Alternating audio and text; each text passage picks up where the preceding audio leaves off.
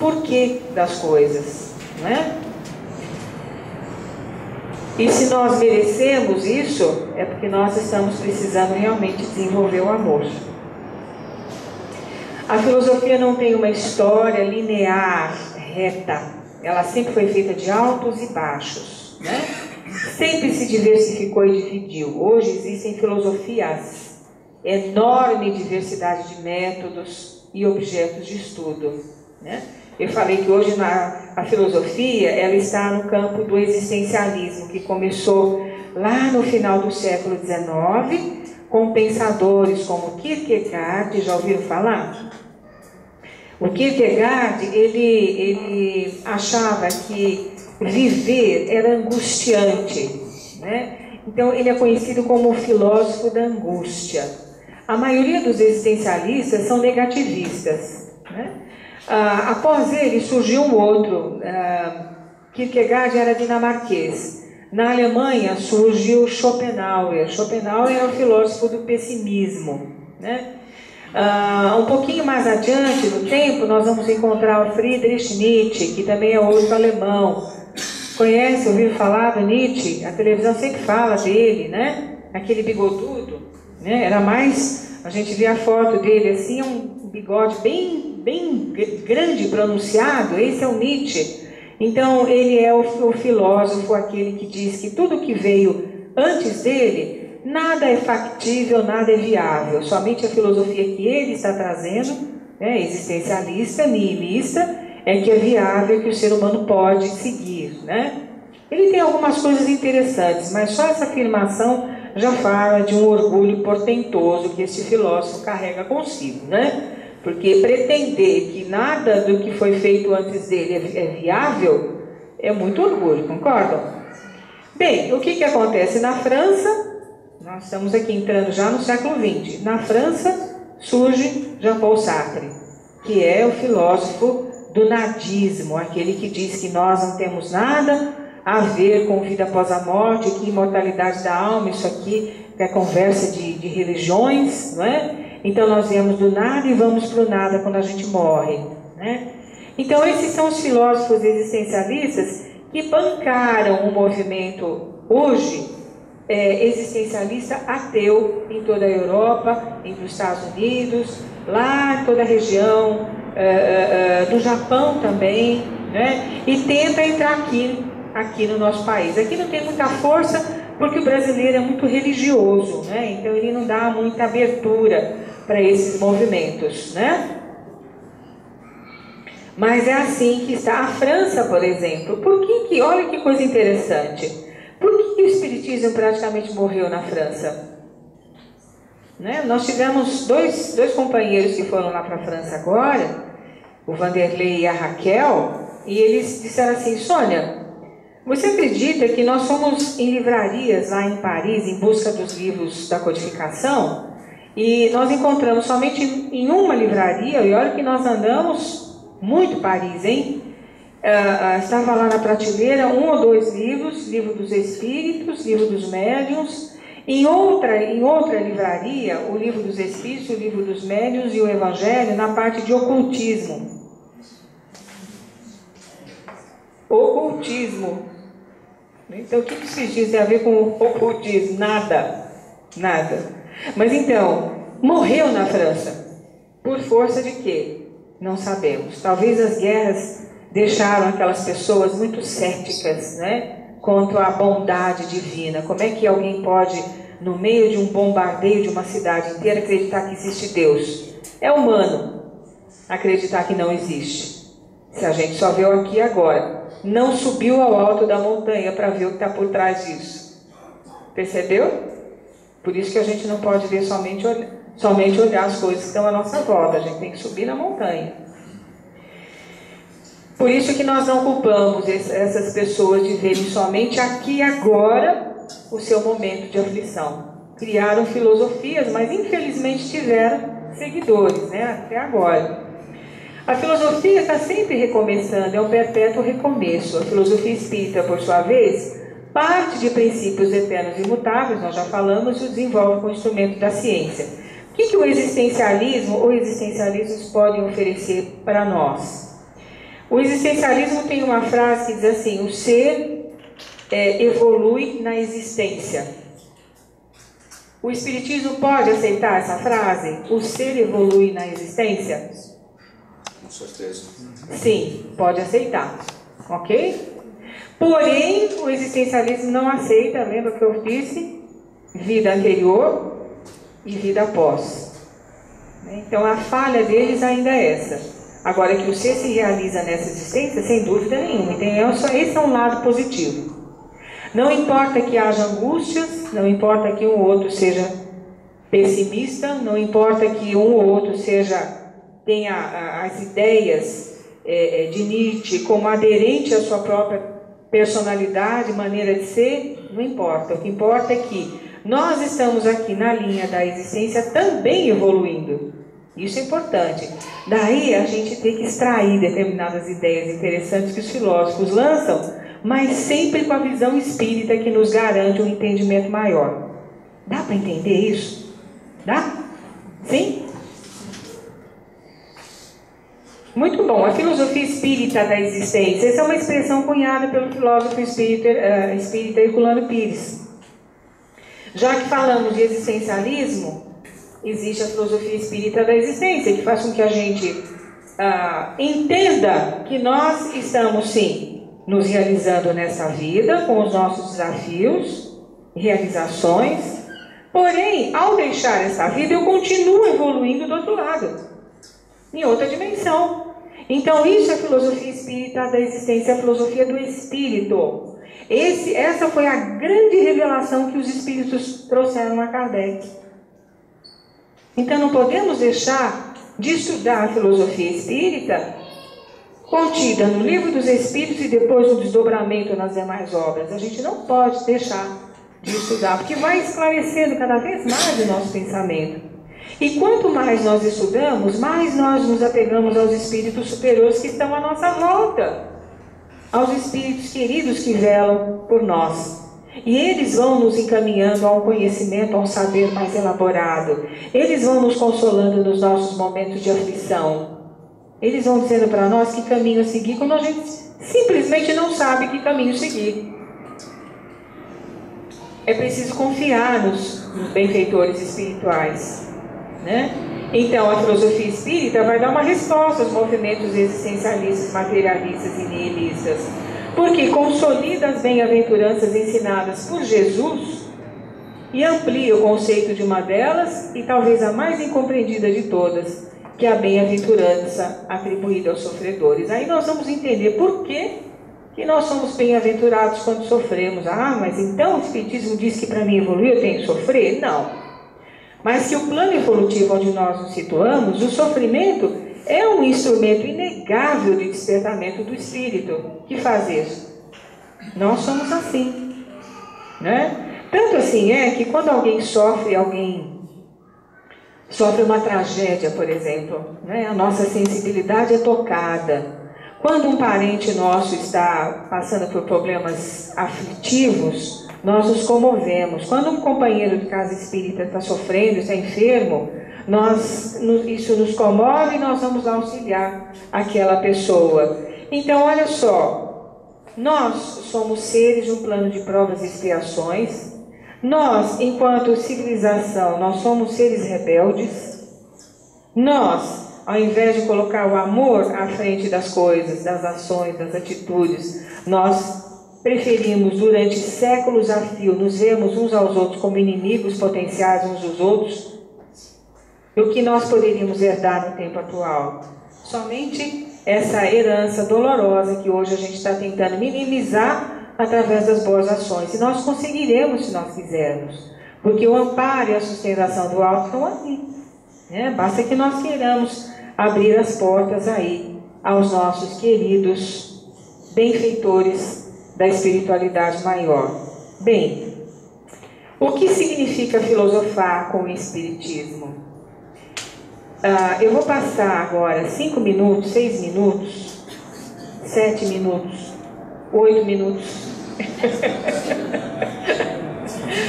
de um pequeno texto musicado. Eu gostaria que vocês fizessem, é uma imersão é uma imersão na filosofia espírita da existência. Ok? Então, são imagens, é um texto, são imagens bonitas, uma música agradável, e vai nos conduzir à reflexão mais ainda, mais profunda, né? Então, vamos lá.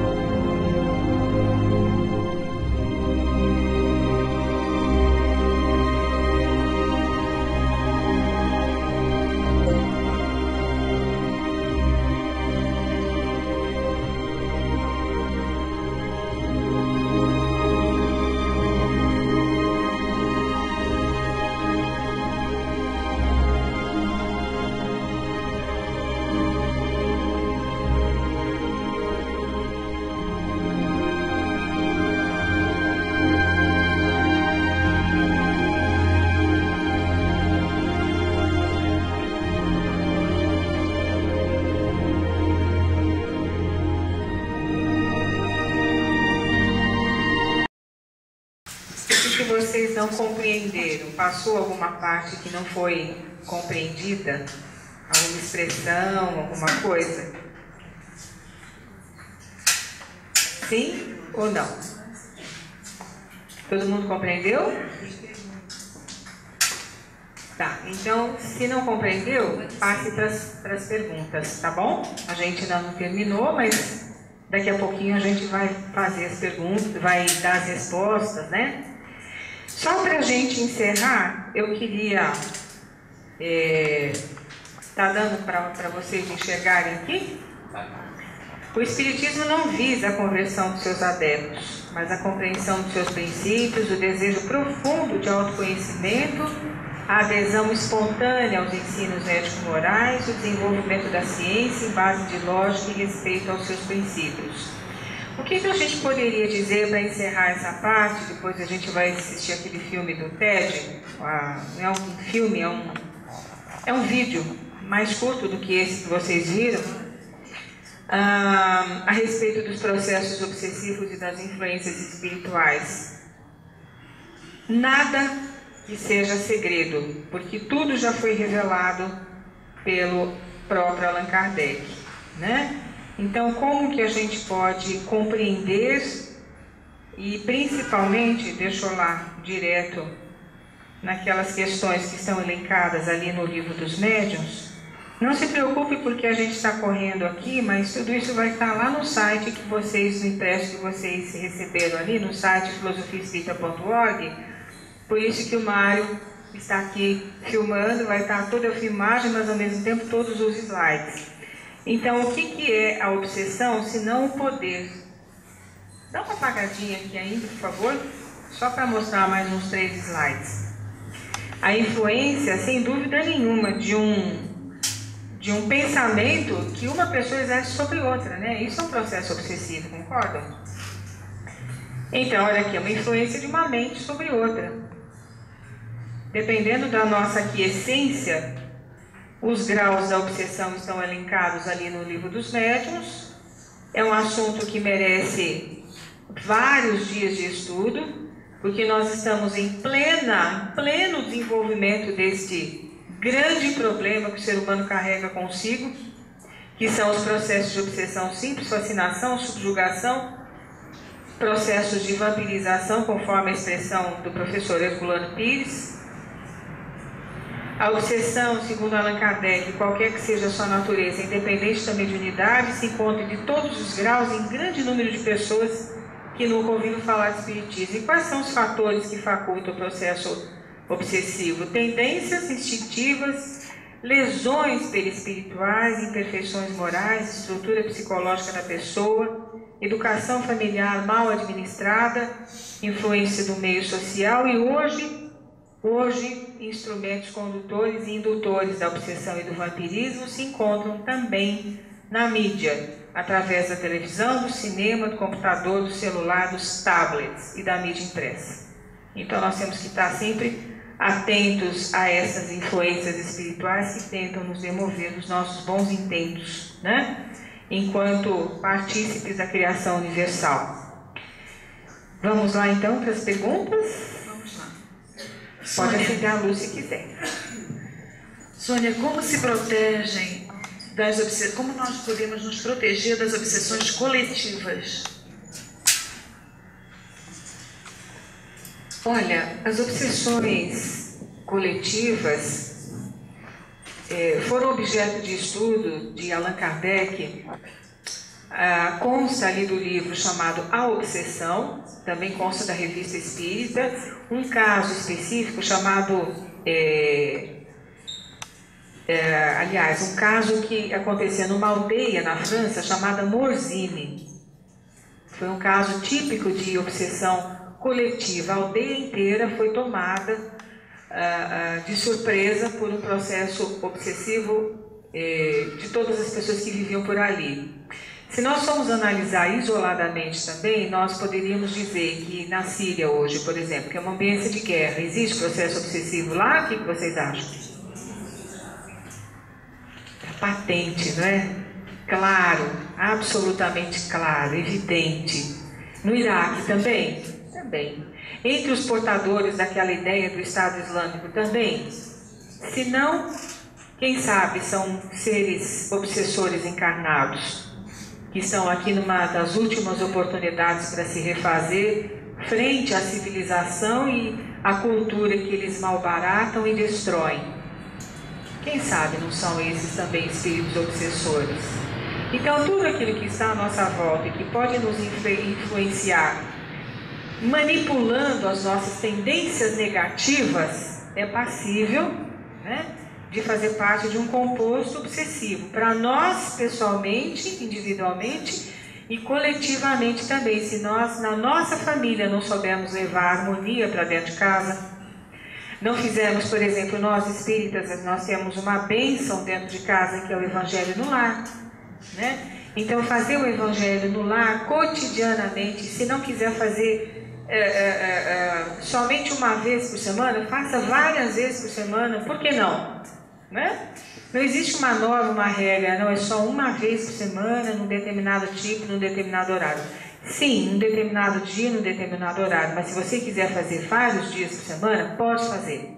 Nós estamos passando por momentos muito aflitivos hoje, faça. É um benefício que só vai trazer paz para a sua casa. No ambiente de trabalho, a mesma coisa. Se o nosso ambiente de trabalho é conflituoso, leve o Evangelho no lar para dentro do seu ambiente de trabalho. Ah, mas tem pessoas evangélicas, tem pessoas... Então veja num horário que não tiver ninguém. Chega um pouquinho mais cedo, abre o Evangelho, faça a sua prece lá. No trânsito, né, onde nós nos desequilibramos por qualquer razão, por qualquer motivo, no metrô, nos ônibus, no tráfego, nas ruas, em qualquer lugar a gente tem que estar sempre alerta para não se envolver em processos obsessivos. Essa influência negativa, a negatividade que está no mundo hoje, girando em torno do planeta, da cidade, a revolta contra o governo, essas coisas todas nos atingem, nos ferem e abrem as portas para um possível processo obsessivo, sim, que uma vez instalado é de difícil retirada, porque nós nos locupletamos, nós nos associamos moralmente com esses espíritos. Então, obsessão individual e coletiva pode acontecer por uma fração de segundo, mas para nos livrarmos dela, leva muitas vezes anos, quiçá reencarnações, né? Sônia, na figura onde Jesus prega aos apóstolos, foi o que pareceu para mim, temos apenas 11 apóstolos. Onde estaria o 12º? Eu não entendi. Naquela figura, no início da palestra. Ah, sim, naquela imagem? Sim. Ah, tá, então, Judas não está ali, né? Judas Iscariotes não está ali. Tá certo. A pessoa que diz que viu o documentário... Só um instantinho. Talvez o pintor, ele não tivesse considerado a existência e a influência e a importância de Judas. Por isso ele pintou o quadro sem o apóstolo. Tá certo. Pois não. A pessoa viu o documentário Data Limite, que Chico coloca que haveria novas transformações. Gostaria de saber sobre sua visão. O que poderá acontecer em 2019? Arrumar as malas, rapidinho. Não esqueça a escova de dentes, que a gente não sabe onde vai. Olha, desculpem a brincadeira, mas veja só, é o mito da catástrofe que se renova. Ah, mas o Chico Xavier, olha só a astúcia das pessoas, não é? Utilizar-se de uma criatura tão bondosa, tão honesta, tão ciente dos seus deveres e obrigações para com a doutrina espírita. Num documentário que nada mais traz do que a ideia de quem fez, sem dúvida nenhuma, é uma ofensa ao Chico Xavier, é uma ofensa ao movimento espírita e também ao espiritismo, porque aquilo ali foi uma inserção indevida da fala do Chico Xavier num filme que nada traz, né? Então, cuidado, nós falamos que nós estamos vivendo os tempos de falsas profecias. É uma falsa profecia. Imagine, gente, imagine se Chico Xavier... Já notaram que quando morre um grande missionário do bem, sempre aparece alguém dizendo: olha, antes de morrer, ele me disse assim, mas disse, ó, não fale nada antes, espere eu morrer primeiro, depois você fala. E aí aparecem aqueles que trazem os pseudo-segredos daquela pessoa que acabou de falecer.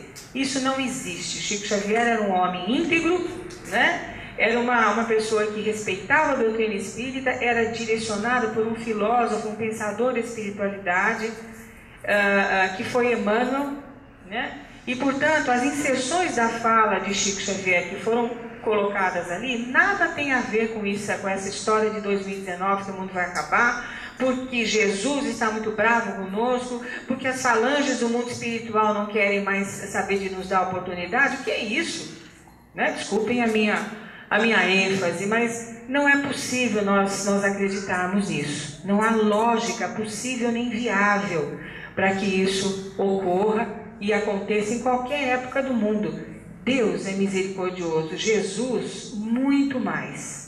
Jesus nos ama com toda a plenitude do seu sentimento de bondade, de compreensão.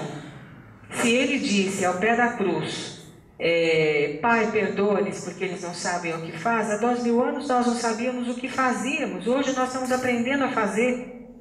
Como que isso vai, como que eles vão interromper o nosso processo evolutivo para nos castigar? Aí alguém disse num documentário, isso acontecerá para que o ser humano experimente o próprio veneno. Meu Deus, que falta de caridade, não é verdade? Isso não pode acontecer. Quem que fez essa pergunta? Que bom que você fez essa pergunta, obrigada.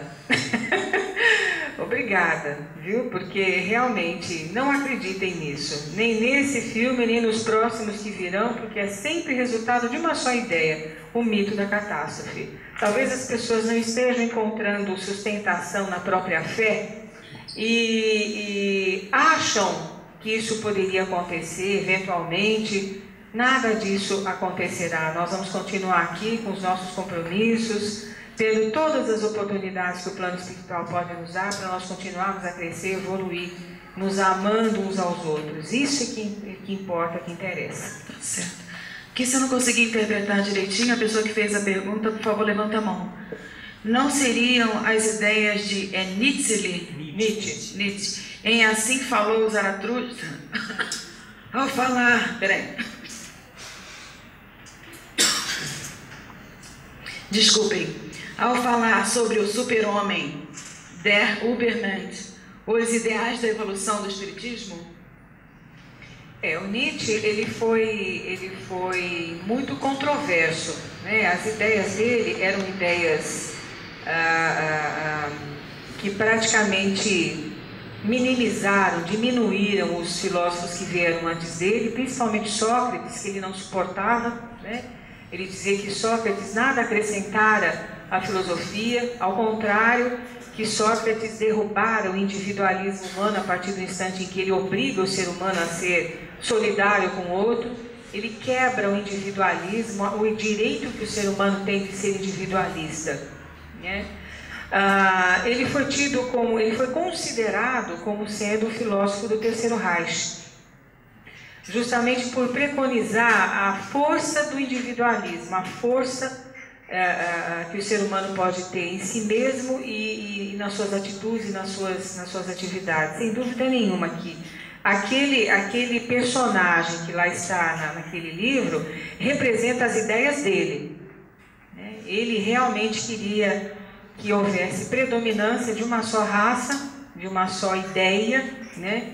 Que dominasse o mundo e que fizesse com que o mundo fosse mais harmônico, talvez na ansiedade de que houvesse harmonia no mundo, mas infelizmente não daquela forma, não da forma como ele queria e muito menos com a forma como ele foi inserido no contexto da filosofia do Terceiro Reich.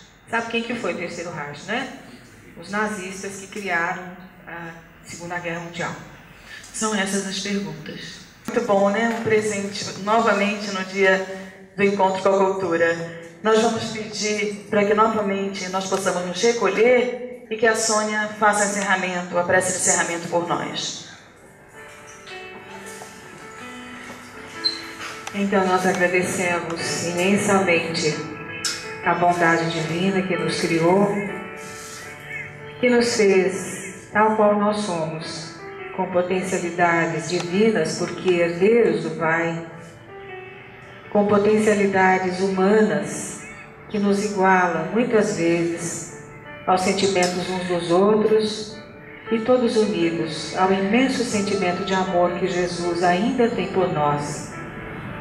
Essa esperança que temos em nossos corações nada mais é do que a esperança infinita que Jesus tem em nós, nessas potencialidades que estamos em desenvolvimento desde que fomos criados.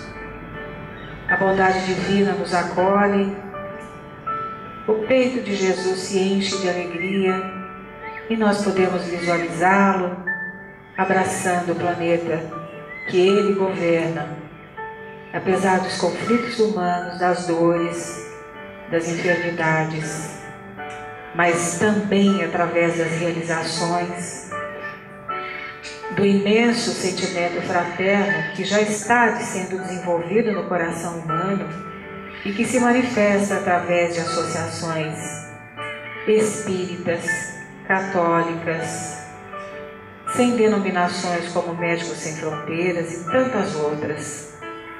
A misericórdia divina fala de diversas formas ao nosso coração e jamais poderíamos desacreditar dela. Que Jesus possa nesse instante abençoar os nossos lares, repletando-os de paz, de sustentação e de luz. Que possa repletar também o nosso coração de esperança. Que possa nos conceder a nossa cidade, paz, ao nosso estado que leva o nome de Paulo de Tarso, querido Paulo, também a paz. Ao nosso Brasil querido que acolhe a nossa encarnação. E sem dúvida nenhuma, ao planeta que nos abriga por diversas vidas, a quem nós tributamos o maior respeito. Jesus querido, aceita mais uma vez o nosso imenso desejo de progresso, de paz e de solidariedade. Que assim seja, graças a Deus.